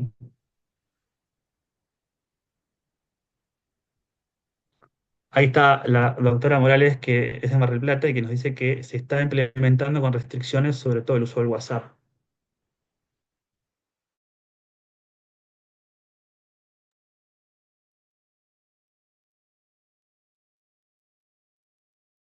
Sí, la doctora Scorti quería hacer una acotación o comentario. Le cedemos la palabra. Ah, estás con el micrófono muteado. Ahora, No, les ahora decía, sí. buenas tardes, es un gusto poder compartir este espacio de aprendizaje, ¿sí? Yo no, yo soy de la provincia de Santa Fe, y coincido con el doctor en esto de que es interesante que los colegas de las otras, de las jurisdicciones, en este caso de Buenos Aires, puedan compartir sus experiencias, que me parece que es una ley innovadora, ¿sí? Frente a tantos desafíos que tenemos en el fuero de familia. En la provincia de Santa Fe hay un colapso en el fuero de familia. Entiendo que lo vive toda la República Argentina o la mayoría de las jurisdicciones. Al punto tal que desde mi experiencia respecto a los alimentos provisorios, que siempre en Santa Fe los he iniciado como medidas cautelares, independientemente después del proceso donde se reclaman los definitivos, ¿no? Estoy con medidas cautelares de alimentos provisorios con resolución pendiente desde febrero, ¿sí? Por lo cual, digamos, el sentido del alimento provisorio como medida cautelar se encuentra totalmente diluido, o sea, no vemos que haya una respuesta favorable para estos niños, niñas y adolescentes que requieren esos alimentos de manera urgente, ¿no? Entonces me parece que la experiencia que ustedes plantean, quizás con aciertos y desaciertos, lo que se vaya dando a través de la práctica y demás, pero estas innovaciones legislativas son sumamente positivas y entiendo que en otras provincias también estaría bueno que se consideren eh, a los efectos de poder agilizar estos procesos. El otro día leí, no tuve acceso a un fallo en Rosario. Una jueza de familia, tengo entendido que sí, que también consideró como el índice de crianza como parámetro para la fijación de una cuota alimentaria. Así que bienvenido sea que bueno, en este caso en Buenos Aires se den estas innovaciones. Así que muchísimas gracias, digamos, por los aportes y por el conocimiento que están transmitiendo. Muchísimas gracias. Bien, doctora, ahí te pidió la mano el doctor Fermín, no tenemos ahí los datos completos, pero ahora se la concedemos. Brevemente, doctora Scorti, tiene que reclamar pronto despachos, tiene que reclamar en base a del Código Civil y Comercial de la Nación. Hay una responsabilidad de los jueces o juezas, ¿sí? Y ahí deberán ver también en el ámbito de su provincia las responsabilidades de los magistrados y las magistradas, ¿sí? Doctor, disculpe ahí. Sí, hola, buenas tardes. Bueno, como dijo la doctora, es muy enriquecedor este curso y también es como puso la doctora Lanfra en el chat, ella, somos socios, somos de acá de Mendoza y la legislación con respecto a la notificación de los alimentos provisorios o a la regulación de los honorarios es totalmente diferente. Ahora se modificó el artículo 151 del Código Procesal de Familia y las costas cuando el progenitor puede acreditar que durante todo el proceso o ya viene pagando una cuota alimentaria, las costas van a ser en el orden causado, donde genera también, a su vez, a la progenitora una imposibilidad de poder iniciar el proceso porque no tiene las costas suficientes, o sea, no tiene los medios suficientes para poder enfrentar unas costas sabiendo desde el vamos que son en el orden causado. Entonces, hoy por hoy, la justicia de familia en Mendoza también está un poco colapsada porque acá el código dice que uno cuando inicia una demanda por alimentos provisorios se debe fijar audiencia a los 5 días, no pasa. Ahí me han fijado audiencia de alimentos provisorios, he entablado una demanda y me la han fijado a los 6 meses, 7 meses. Me pasó en unos alimentos provisorios que se me fijó audiencia en febrero y el progenitor en realidad se dijo que no había sido notificado, pero no fue notificado porque quien recibió la notificación dijo que no era ahí y el día anterior a la mamá le preguntó por qué la había demandado, entonces sabía que estaba notificado. Entonces ahí el tribunal de oficio ordenó notificarlo vía WhatsApp. Y al otro día se lo notificó por vía WhatsApp, pero se reprogramó la audiencia para junio. Y esto fue en febrero. Y estamos hablando de alimentos provisorios. Y ahora tengo el 3 de junio la audiencia por alimentos provisorios de un proceso que inicié en noviembre del año 2024. Es una locura acá en Mendoza. Pero bueno, es la realidad que vivimos acá en Mendoza. Y con respecto a lo de las costas, ahora es eso. Avisar y de antemano a las progenitoras que si el papá puede acreditar que está abonando una cuota mínima durante todo el proceso, las costas van a ser en el orden causado. Es una locura. Así que ese es mi aporte para que tengan conocimiento cómo es en Mendoza el tema de los honorarios y la notificación en los alimentos provisorios. Ahí Gracias, muy amable. se me ocurre, ¿no? Que tienen la herramienta de pedir la inconstitucionalidad de esa norma procesal, Sí, porque atenta contra la cuestión prevista en el Código de Fondo, ¿sí? tal cual. Es decir, ¿recuerdan el fallo Correa? El fallo Correa es un fallo, es un estándar jurídico, ¿sí? Que es de 1928, si la memoria no me falla. ¿Qué dice el fallo Correa? Que los procedimientos, las normas procesales en los códigos de fondo tienen como fin el cumplimiento del derecho fundamental. Es decir, si tenemos un artículo del código, el 544, que dice que se puede fijar desde el inicio, Ujú. vamos, venga, ¿sí? No pueden tener una norma procesal que prevea un plazo tan extenso, más por los derechos que Sí. están en juego. Yo no sé la responsabilidad que le va a caber a la provincia de Mendoza, habría que ver los próximos informes, ¿sí? En Ujú. materia de la Corte Interamericana de Derechos Humanos y la comisión Sí. principalmente que se ocupa de analizar estas cuestiones, ¿sí? Sí, la verdad Así que que bueno, es un tema que, o sea, se ha modificado hace muy poco y la verdad que como todos estamos sorprendidos y actualmente hasta hay muchos tribunales que tienen como una línea muy delgada al momento de resolver el tema de las costas, porque es muy difícil poder entender a ver si el papá ha colaborado, porque con ese criterio digo, bueno, sí, el papá viene pagando una cuota de no sé, 5.000 pesos. Entonces, con ese criterio, las costas van a ser por el orden causado, cuando sabemos que con 5.000 pesos una mamá no puede satisfacer bajo ningún aspecto ninguna necesidad de un niño. Es una locura, o sea, el claro, criterio que claro. se tiene para justificar y ordenar las costas en el orden causado cuando el papá paga la cuota alimentaria durante todo el proceso de manera voluntaria. Por ahí Así que bueno, para muchos que, si no sé si conocen, la provincia de Mendoza tiene otro código procesal distinto al sí, nuestro. Entonces, otras provincias en cambio adhieren como nosotros adherimos al nacional y son muy similares, ¿sí? Van a ver el código. Ahora hay otros códigos que se están dictando en otras provincias, en Corrientes, Entre Ríos, que han dictado otras normas procesales distintas, ¿sí? Sí, Y Santa Fe tampoco es la excepción. Santa Fe tiene su propio código procesal, entonces, pero por eso es que sorprende, ¿sí? De que no pataleen como quien dice, sí. porque va que está No, mal, ¿no? perdón, y aparte lo que consideramos, por ejemplo, nosotros en el estudio jurídico a donde yo trabajo, que se desvirtúa hasta la naturaleza jurídica de los alimentos provisorios, porque si el código dice que tiene que fijar una audiencia al término de 5 días desde que se entabla una demanda, o sea, estaría perdiendo el carácter de urgencia que tienen estos alimentos, porque estamos entendiendo que la mamá lo necesita de carácter urgente, y fijar una audiencia a los 6 meses, o sea, desvirtúa totalmente la naturaleza jurídica. Entonces, con ese criterio, digo, bueno, meto alimentos definitivos, voy por todo el proceso, acompaño toda la prueba y espero un año para que me salga la sentencia. Si estamos hablando de alimentos provisorios de carácter urgente, porque hay una mamá que no puede cubrir las necesidades, una mamá o un papá. Pero bueno, o sea, siento que hasta se desvirtúa y se corre el foco de la naturaleza jurídica que tiene ese instituto en particular. Bien, no Sí, sé si hay alguna completamente. experiencia. Sí, sí, encima, mientras estabas hablando, Fermín, yo me estaba acordando de un proceso que no lo inicié, es de patrocinio, pero que llegó a mí después, y la cuota fijada en febrero de este año fue de 20.000 pesos. La Claro. madre mostró una grilla de 1.100.000 de gastos de los dos hijos, y el alimento provisorio fijado por el juez fue de 20.000 pesos. Y aún así el juez, el deudor alimentario lo incumple, aún así, de la cuota tan baja, pero yo no lo podía creer. O sea, ya está iniciado el proceso, pero cuando leí eso, el alimento, yo dije, ¿cómo? El niño tiene problemas de salud y aún así tiene una dieta especial y Claro, el valor de la cuota es de 20.000. es una Eh, locura. Hola, exactamente. ¿qué tal?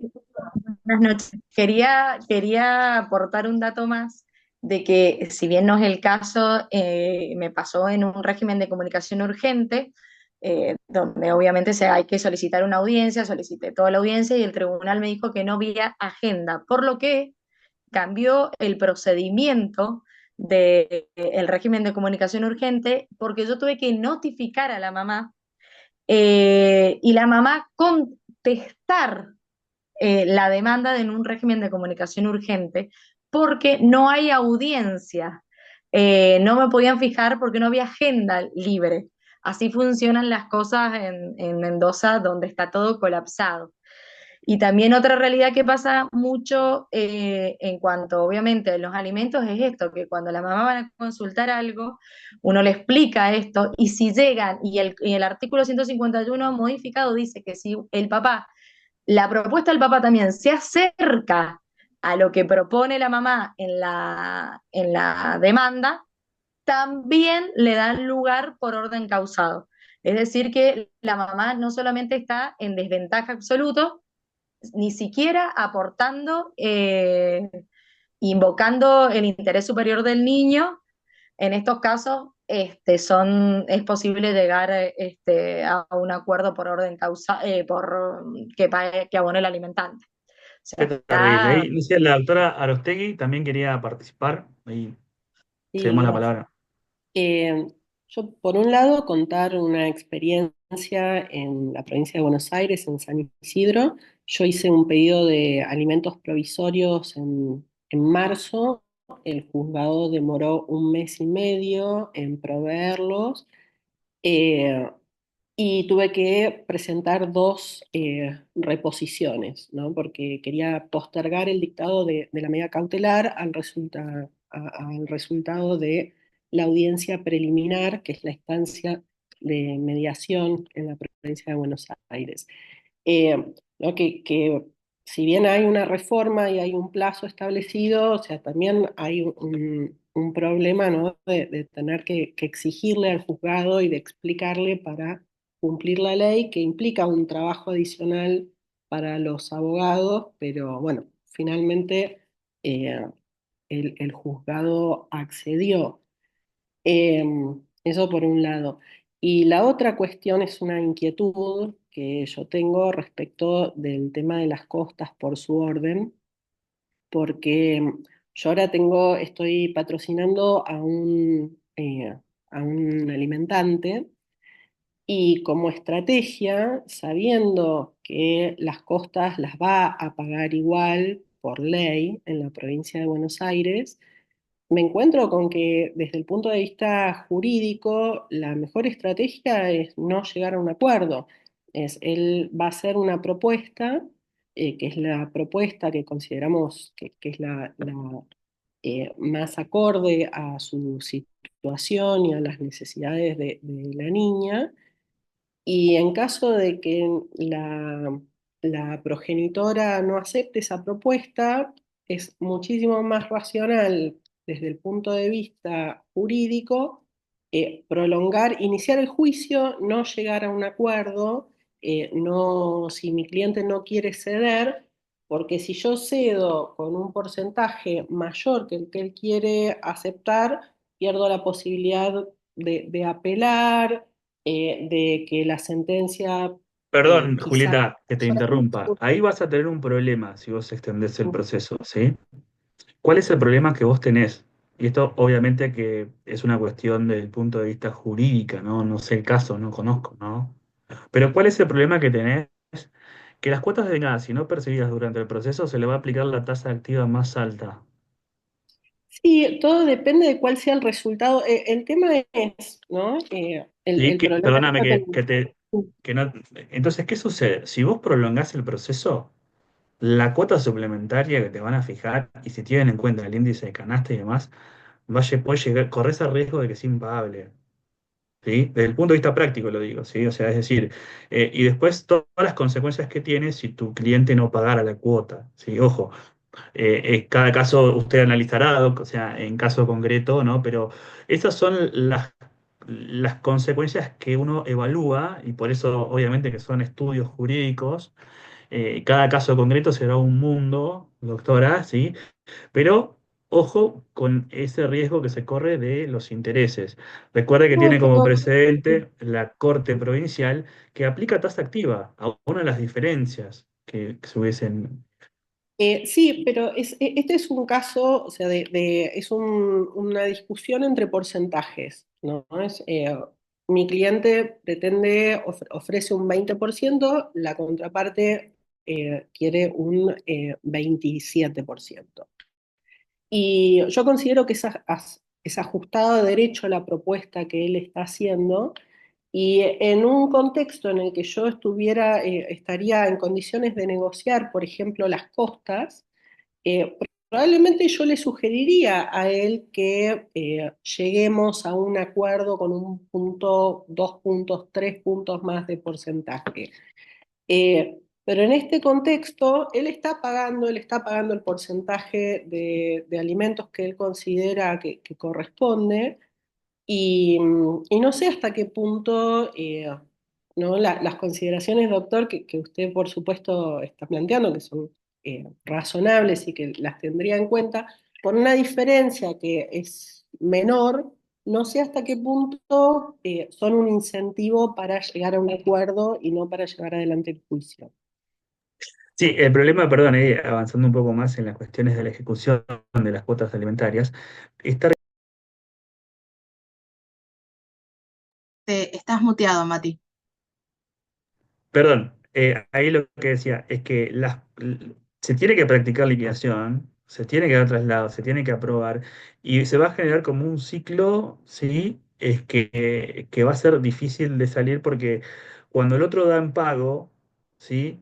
Está haciendo la dación, la famosa dación en pago, ¿sí? Supongamos que la cuota de alimentos, la liquidación se aprobara, hasta que se hace efectiva corren los intereses. Entonces, ojo con ese sentido, pero bueno. Obviamente, cada caso es un mundo, ¿no? Entonces se tiene que evaluar en cada caso concreto, pero por eso es que es interesante también escuchar la experiencia. Por ahí quizás la provincia de Mendoza se fue al otro extremo, ¿sí? Obviamente que en Mendoza tienen separado la cuestión es, digamos, tienen una oficina que se encarga de la gestión del expediente y creo que están los funcionarios que se encargan de las cuestiones de derecho. Corríjame si no es así, pero quizás ese sistema no está funcionando porque es terrible que pase tanto tiempo en la fijación de una cuota y también es terrible lo que pasa en San Isidro, ¿sí? Que se esté tanto tiempo para fijar una cuota provisoria.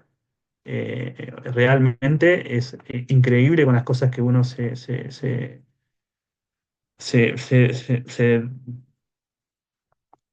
se concierne, o sea, es decir, en cierta forma se sorprende, ¿no? Es terrible, no debería pasar, ¿sí? También hay que ver que en la provincia de Buenos Aires hay grandes cantidades de juzgados que no cuentan con jueces o juezas designados y también ahí tienen un problema porque el Código Procesal no prevé el pronto despacho como sí lo hace el Código Procesal Nacional para los providencias simples, ¿sí? Pero en el caso de la cuota alimentaria, es muy claro el Código Procesal actual que con la primera providencia se tienen que fijar los alimentos provisorios. Algunos juzgados lo que hacían en el ámbito de la provincia era que la parte actora expresara aproximadamente los ingresos del alimentante. ¿Sí? Por ahí algunos se limitaban a pedir cuota alimentaria, no explicaban o no explicitaban la capacidad económica del alimentante en modo sucinto a la petición de una cuota provisoria y una vez que se expresaba la capacidad económica del alimentante salía la providencia con la fijación de alimentos provisorios. Pero ahora no, ahora tienen que fijarlo en el primer auto y si no tienen estas herramientas que le da la parte actora, ¿sí? Estos índices o esta posibilidad objetiva de fijar el quantum de la cuota. Pero ojo, porque hay una situación ahí que está relacionada también con que la cuota, como usted bien decía, doctora Arostegui, no haya una intención, ¿sí? De que la cuota que se fije sea menor a la que realmente puede pagar. ¿Sí? Por eso es muy importante que todos los colegas, y al menos me hago cargo en el ámbito de la provincia de Buenos Aires, que con la apertura libren los oficios que el juez le ordena. Porque si ustedes ven, el artículo 635 en el ámbito de la provincia de Buenos Aires dice que el juez con la primera providencia tiene que ordenar la producción de la prueba. En el ámbito del proceso de familia propiamente dicho, los jueces o juezas de familia, algunos consideran que no es necesaria la etapa, digamos, previa que se prevé de conciliación, donde participan los consejeros de familia. Otros jueces o juezas de familia con esta norma directamente fijan los alimentos provisorios, aún teniendo en consideración la posibilidad de la etapa, digamos, el proceso de familia del 827 en adelante, ¿sí? El fuero de familia propiamente dicho. En la justicia de paz hay una cuestión sui generis, ¿sí? Porque se aplica propia, como sería en el ámbito de la justicia nacional, ¿sí? Aplican las normas de fondo, pero ojo porque ahora tienen que aplicar los tiempos de los procesos sumarísimos prácticamente, ¿sí? Y los plazos para contestar los oficios se han reducido en forma considerable. Entonces, si el abogado o la abogada libra los oficios y logra producir los informes, lo más probable es que con este plazo, en teoría, tengan las respuestas y tengan toda la prueba producida al momento de la audiencia preliminar. Desconozco por qué algunos jueces o juezas no fijan audiencia de testigos. También es cierto que el código procesal dice que se tomarán en primera audiencia, ¿sí? Entonces también muchos juzgados postergan. Dicen, al momento de la audiencia preliminar se verá, ¿sí? Y también es cierto que la mayoría de la doctrina y la jurisprudencia dice que eso no causa perjuicio, pero cabe preguntarse en este proceso especial de la necesidad o la importancia que tendría contar con esos elementos probatorios, porque quizás cuando uno libra, porque ¿qué pasa? El mayor problema y la vulneración y la visión o perspectiva de género se da en aquellas personas que no quieren pagar y aquellas personas que trabajan en el negro, en donde a la pobre mamá se le recomplica transitar todo el proceso de alimentos. Entonces, si nosotros tenemos que con la apertura tenemos la producción de la prueba, el abogado o la abogada lo que más le conviene es hacer esa prueba lo antes posible, ¿sí? Para llegar, como a usted le tocó, doctora, lamentablemente en un plazo bastante extenso. Y otra cosa importante que tienen que tener en cuenta en el ámbito de la provincia de Buenos Aires es la acordada de la Corte que habla del plazo de los 5 días del QR. Cuando ustedes den traslado de la demanda, ¿sí? La reglamentación de la Corte dice que se darán 5 días hábiles y a partir de ahí empieza a correr el plazo, ¿sí? Esto también quizás iría en contraposición, ¿no? A lo que se busca en esta reforma de alimentos. Habría que buscar la forma de que se exima para los procesos de cuota alimentaria esa normativa, ¿sí? Em, pero bueno, no hay mucho más, me parece, para transmitir en ese sentido. No sé si alguien ha tenido alguna buena experiencia con la nueva ley.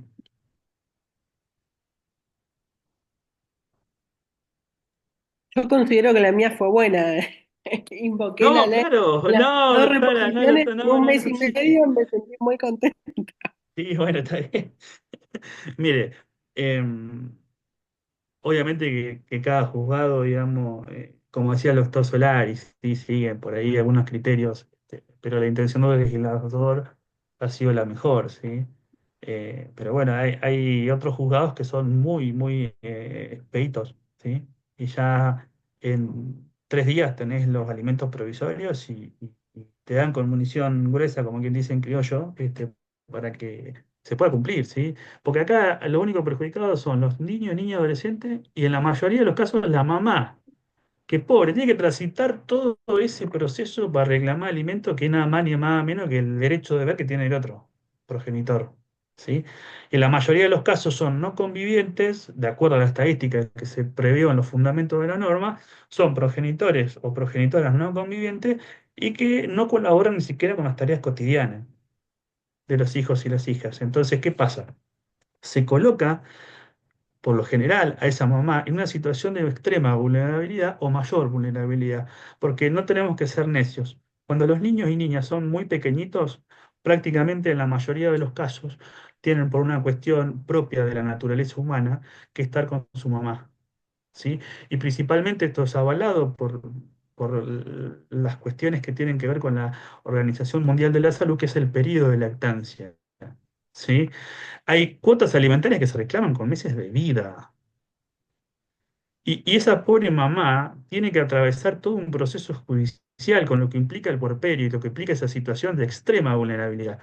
La verdad, honestamente, si fuera juez o jueza, no dejaría pasar sería a rajatabla, trataría de cumplir los plazos. Obviamente que a veces por una cuestión de agenda, como pasa en Mendoza, pero no debería pasar que sean tan extensos los plazos que se tarde tanto tiempo en fijar una audiencia. ¿Sí? Así que bueno, ha sido muy interesante escuchar estas opiniones y estas situaciones que pasan en otras provincias y en nuestra provincia, al menos en el caso mío, que soy de General Alvear, de la provincia de Buenos Aires, ¿sí?